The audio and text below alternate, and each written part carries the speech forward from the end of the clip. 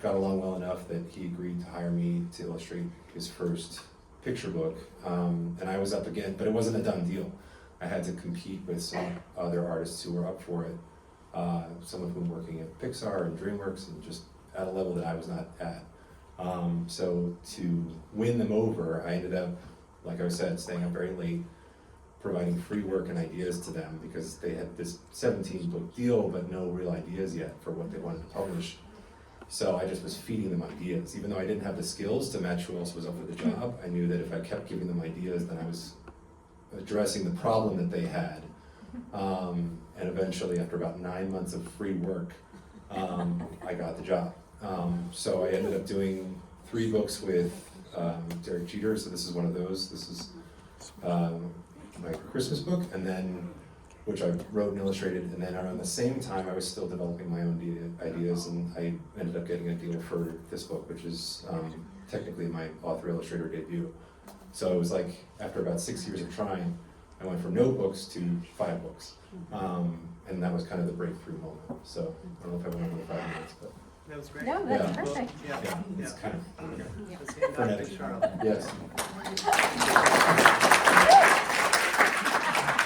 Hi everybody, and a special thanks to, well, libraries, I'll talk about that in a minute, but the Illustration Institute, which is not only super cool, but their logo, you might have noticed, it's like 2 little eyes, and I just like, it's like 2 people taking a walk.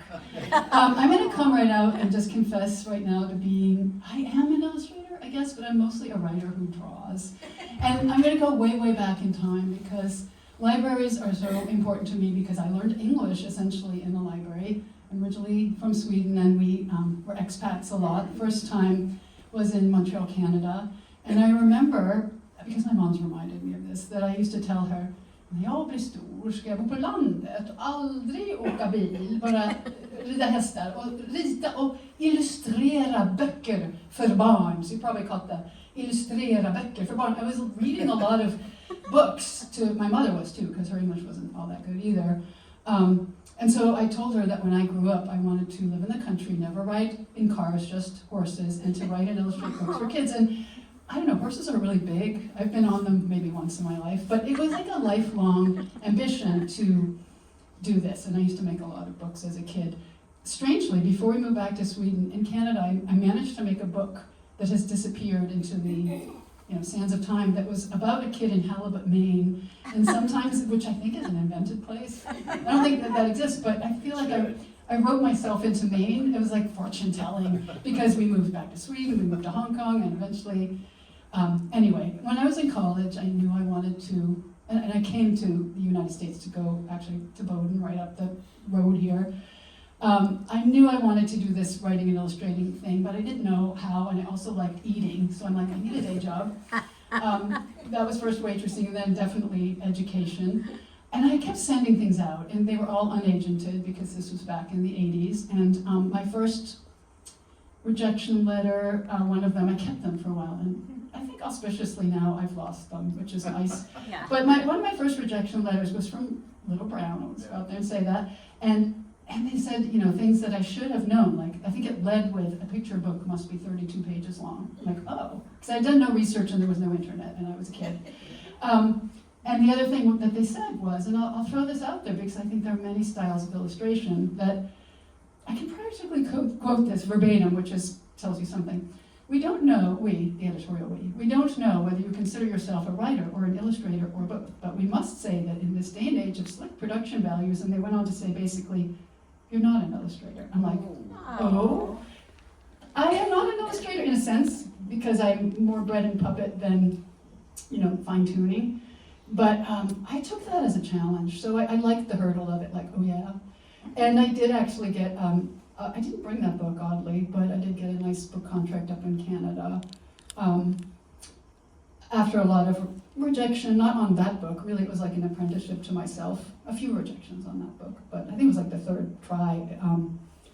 Then Firefly Press published it. And after that, all my publishers have been here in the US, big ones, small ones like Islandport, small is good, big ones like Henry Holt or now Scholastic.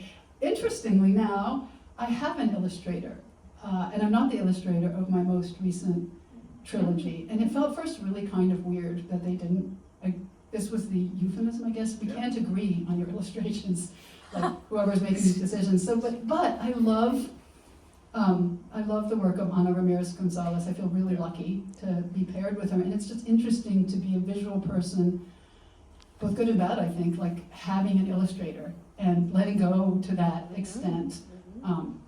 I love the smell of ink. We were just talking about old school versus new school. I think that, well, I know that India McAllister was named for the ink because her mom's an artist. Anyway, thanks. And I feel like it was a bumpy but non-compromising route to getting where I want it to be, which is continuing to make books, and every book has its own So story. you did it with no agent. Oh, Yeah, I want to talk about agents for a second, Thank you. if I still have because my first 5 books were unagented, and then my 3rd book with Harcourt, they got bought by a hedge fund or something, and they were jettisoning vice presidents right and left, and also mid-list authors, and they faxed me, they faxed me and said, your 3rd book isn't coming out, it was complete. And the first 2 books were doing well, they had even gone into the school division. So I'm like, oh no, so I need an agent. How do you get an agent? I was like, I just can't do this anymore by myself. So I literally was on a bus with my 2 little kids, empty seat beside me. On the bus, sitting down right next to me, comes Edith Kroll, who was Shel Silverstein's agent, right, for foreign rights, and we started talking. So when people ask me, like, how do you get an agent? You ride buses and you talk to people. That's amazing. That's great. Wade, how did you finagle your first book? Kind of. Back in the early 90s, I decided, I had a studio in South Boston, in an old warehouse, and the guy that was managing the floor was leaving the space and asked me if I wanted to take over. So I said, okay, I'll take over the studio. The space is on this floor. So there's 14 studios there that I rented out to artists. About a year later, the company that I was renting from asked me if I wanted to rent more studios or take over a whole floor and build studios, so I did that. I built out 24 more studios, so I was leasing probably 48 studios at the time, non-living artist studios, which enabled me to have a beautiful studio right below the power plant in South Boston. I did that for about 10 years, wondering, why am I doing this? I'm an artist and I'm leasing studios. Meanwhile, I had a great tenant, graphic designer, Paul Monti. You know Paul? Yes. Years ago, he said, wow, I love your work. I need to show you to he was related to this woman and this man down in Boston, and I met with them.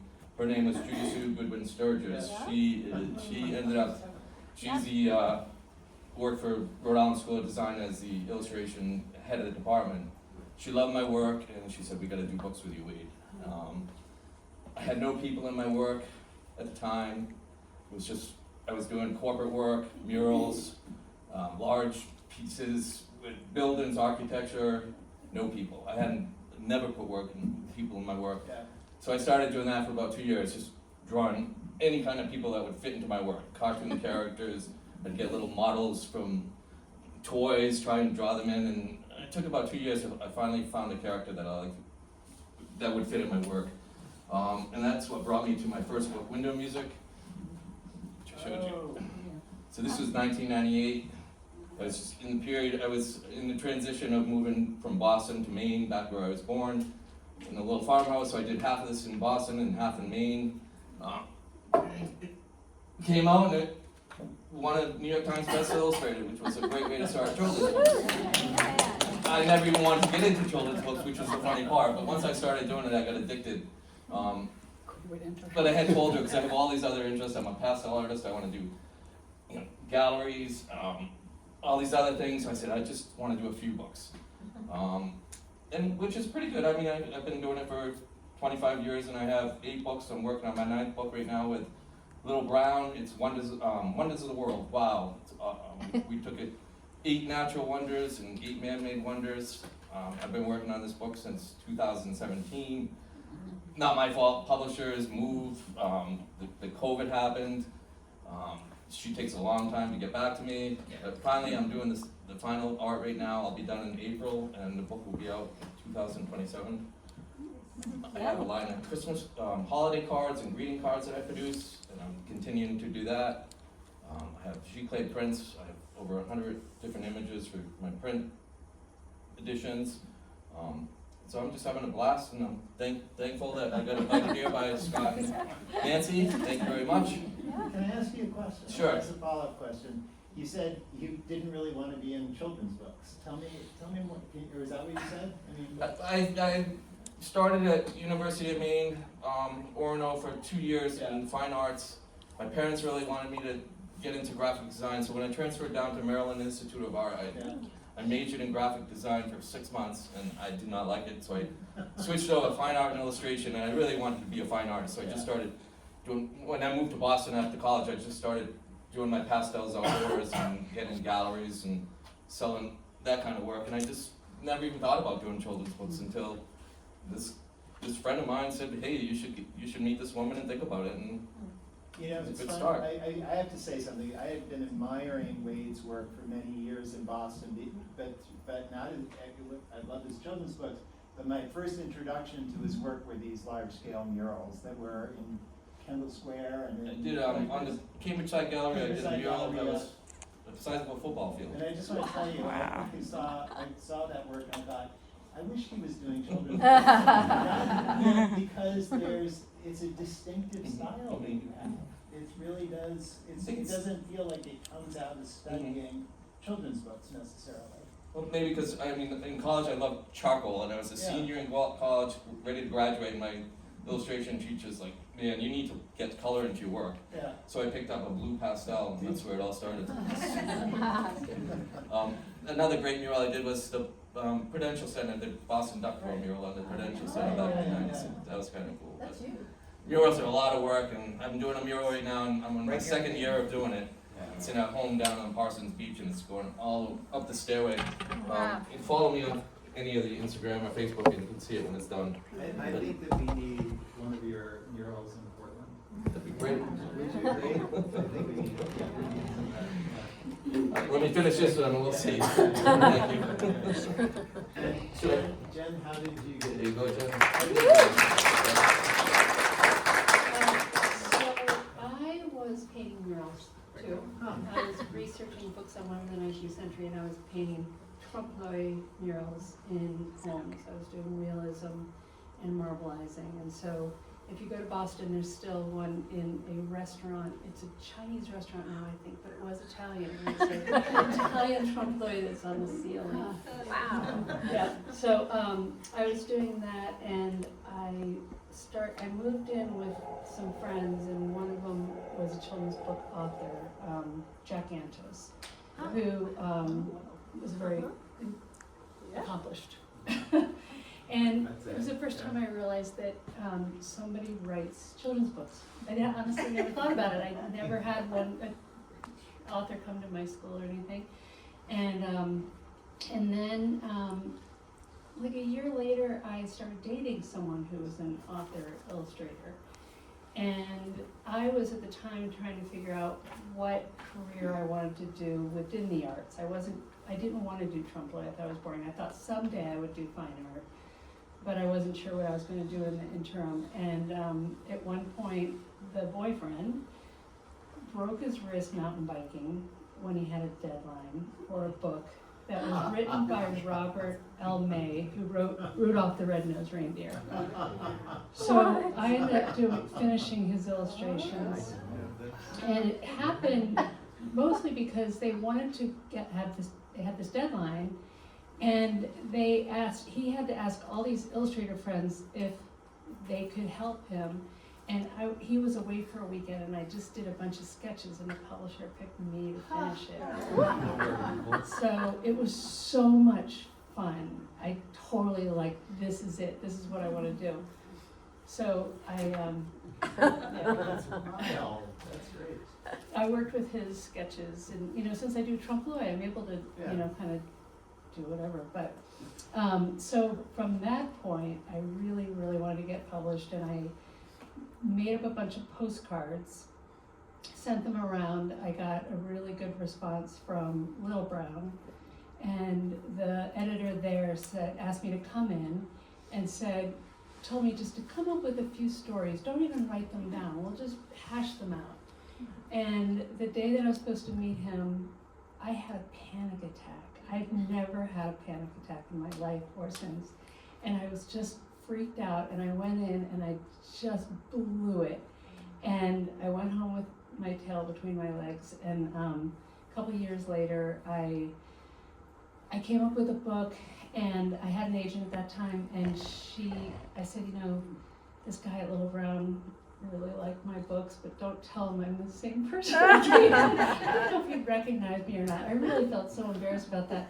But he ended up taking the book, and I still never told him that I was the one. And I was pregnant at the time that he took the book, and he wanted me to have the sketches done a month after the baby was born. And I had my mother-in-law drop off my contract. I didn't want him to know. And then I, once again, tail between my legs, called, sent him an email, or I don't know if he had emailed, and I called him and said, guess what, I don't think I'm gonna get the sketches done then. So he said, that's fine, we'll put it off another year. But my husband was in medical school at the time. We couldn't afford childcare. So when I had meetings with the editor, I would put my daughter in the car seat and in the bathroom with the shower running to keep her calm, so I could have like a professional conversation. And it was just, this was this book. So. Water-based. Water-based. But every time, then after that was done, and I was working hard, just raising 2 kids while Michael was in medical school. But I wanted to get another book done, and postcards, I was sending them out. I got a nice response from someone from Little Brown who actually I'm now potentially working on a book with from 20 years ago. Mm-hmm. We rekindled that story. And then I went to New York City, and I reached out with any connection I had and sent out postcards, and I set up meetings with art directors. And I met with several art directors, and at Clarion, I met with one, and she grabbed 5 editors out of their rooms and said, come and look at her portfolio. Mm-hmm. So a week later, I got this book from them that I didn't write, I just illustrated. So, but halfway through this book, the art director's water broke, she was pregnant. And so the editor said, we have to stop on that, you have another book. And so then we got this book. So I started this book with them, and then we went back and finished that book. Wow. So, yeah, and Scott just commented on how my style kind of has changed throughout, and I feel like every time I had whenever I had like a difficult time getting a book published, when I was really struggling, I would just sit down and really work my illustrations hard and really, really knock myself out to try to just get better and better. It was just like, it was fun, I enjoyed doing it, but it's evolved. Some of you may know that Jen is also a very accomplished gallery artist, and you work in caustic, right? Yeah. Primarily or exclusively? Yeah. It's in caustic. That's what I sell, or that's what I Yeah. show. Have you ever, do you have a strict divide between, that sort of artwork and what you're doing here? Because I've always thought it would be kind of interesting to see Yeah. the encaustic. When I had one of my agents, Pippin Properties, had really liked my encaustic too, and they showed that to editors if they were interested for covers and something. I work with digital collage with found antique photographs and my own photographs, and I do painting on top of it. And the work that I've done with that mostly is from photography, so it's harder to manipulate it potentially for a storyline. But I'm not opposed to it. I just have to figure. I've been doing more and more painting within my paintings than photography more recently. So it might evolve. You never know. But I am on the side with this. I show in a couple galleries, one in Provincetown called Bryce Pollock Gallery, and I just got taken on by Cove Street. They've changed their format, Yeah. and now they're taking on artists. So That's great. Thank you.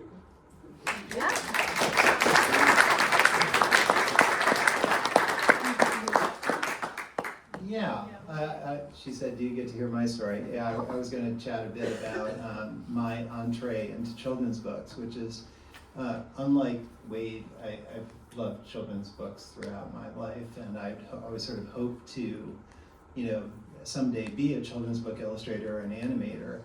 And then I didn't get around to it until I was well into my professional career. I think it was 35 or so when I got my first children's book. And I found, to my frustration, I had a lot of pent-up enthusiasm for creating children's books, and then found there were a lot of barriers, like no unsolicited manuscripts. I was like, what? and also, you must have an agent. When you go for advice, you'd say you must have an agent to get into children's books. I don't know what it says about me, but I sort of bristle at rules, and I had the great good fortune of being at a couple of publishers, sort of seeing how they operate, and noticed this thing back in the day, called a slush pile. Nice term, eh? Right?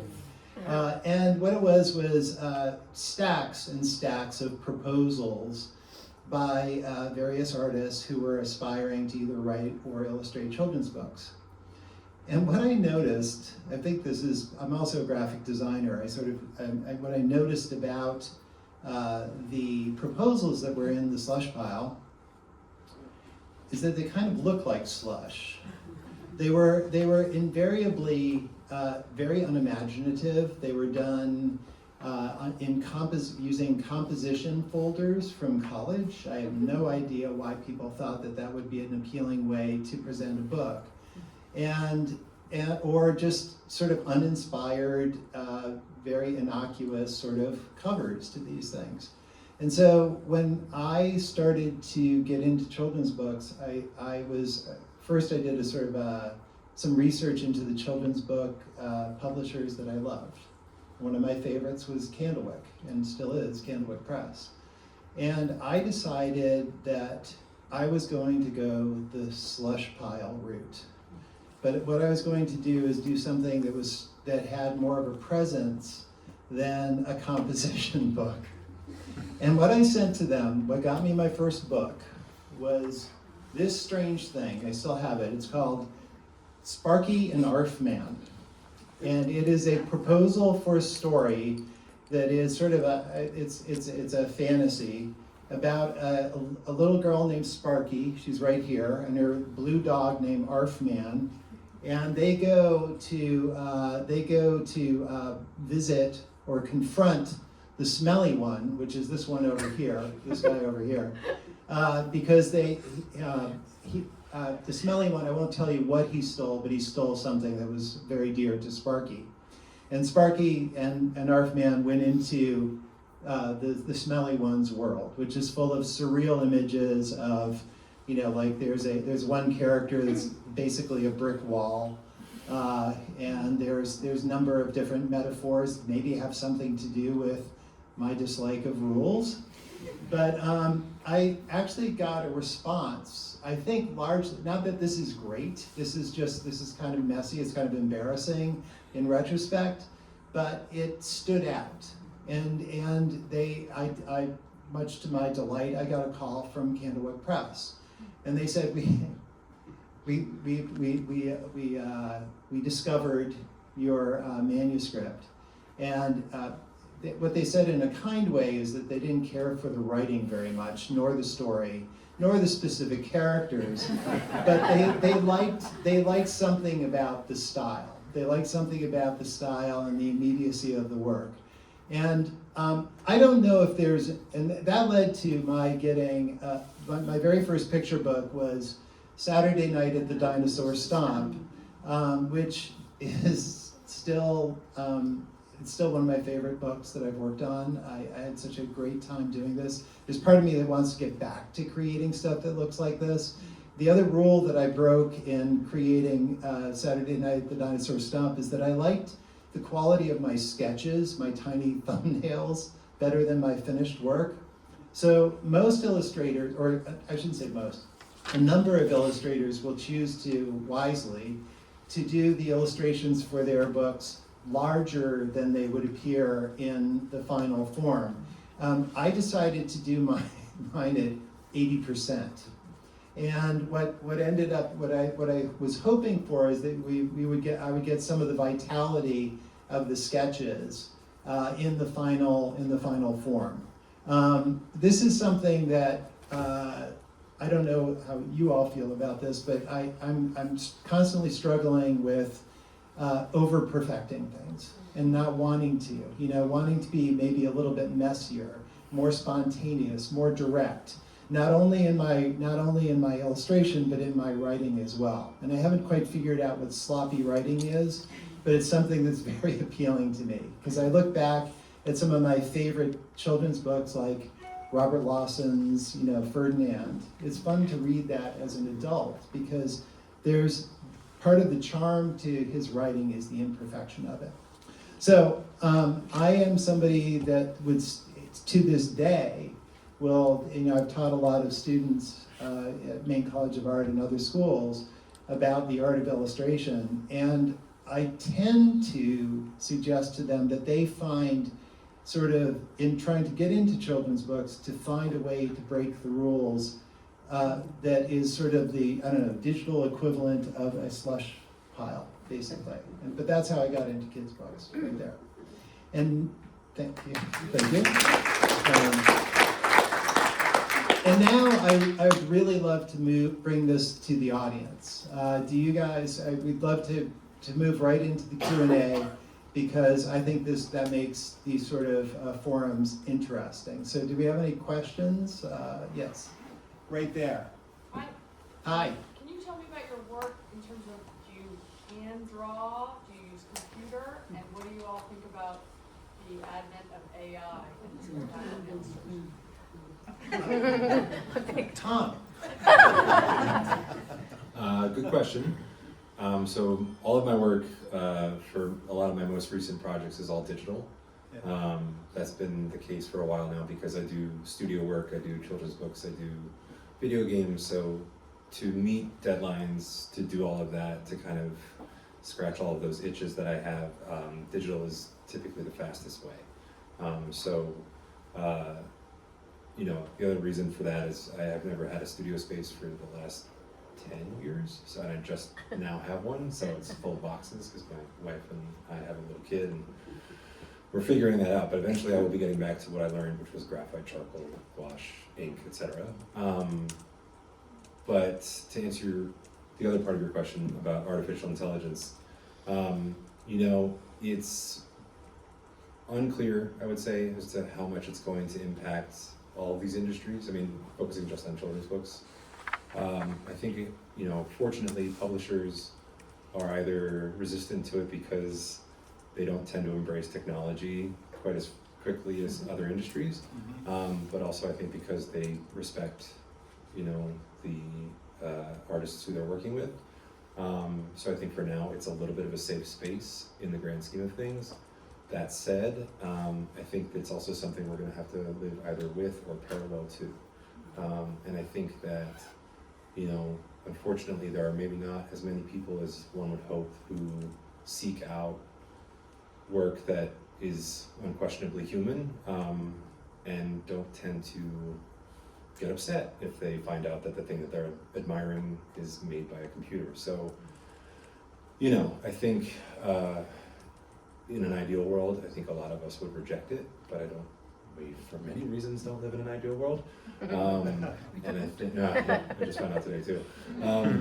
So I think it's hitting us and it's affecting us, and it's hard to not get emotional about it.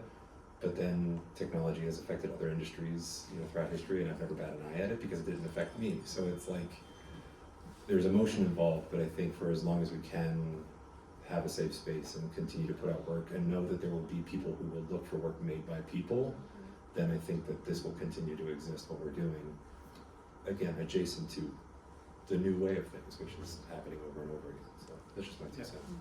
You wanna? Sure, Thank you, I'll, Tom. yeah, Thank thank you. you.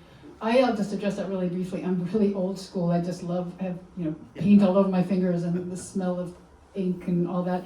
I teach a course once a year up at Colby called Writing and Illustrating the Picture Book, How to Listen So Your Book Will Talk. And this is only my second year, but last year and this year, I put as an option, have AI write your book and illustrate it, but there's a but. You have to tell me, obviously, because I'm very old school. I'm not gonna, go checking this stuff because there's far better stuff to do. And then say where, and then improve it.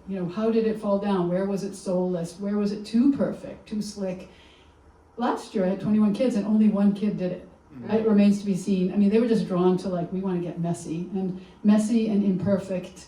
I think it speaks to me because I guess maybe I lead that kind of life. But yeah, you're right about AI. It's definitely not going away. And computer-assisted stuff. The illustrator I work with, the one who's doing the trilogy, she was a Pixar person, and she does a lot of work using that kind of tool. And for her, it is a tool, and it works beautifully. It's not AI, but just the online designing.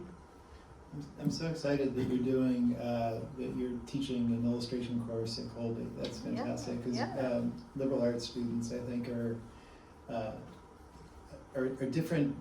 It's good to be introducing that into a liberal arts sort of environment. That's great. That's terrific. Remember, I'm a fake illustrator. Yes. You wanna speak to that? I've never used computers for my work, my artwork itself. Like Charlotte, I love working with my hands. I think I chose pastel because it's really such a basic medium with paper and my pastel. I have a drawing board that I map out all my drawings in pencil and paper the old-fashioned way. Once I get the picture the way I want it, then I bring that piece of paper into my studio and transfer it onto a pastel paper and work pastel into that. I don't think I want to work with computers on my artwork just because I just love the basic drawing and finishing it up with my hands. When computers came out, when Facebook and social media came out, everybody was telling me, oh, you shouldn't be posting your work on computers, the Chinese are going to steal it, or who's going to steal it. I never worried about that. I'm not going to worry about AI. I hope to use it to my benefit. I am now when it comes to writing. I post a lot, and I find AI helping me with my language better than I can do it myself. So we'll see what happens, but I'm going to stick to the old illustration part of it, and the drawing of it, and go from there. I'm really resistant to AI. I find it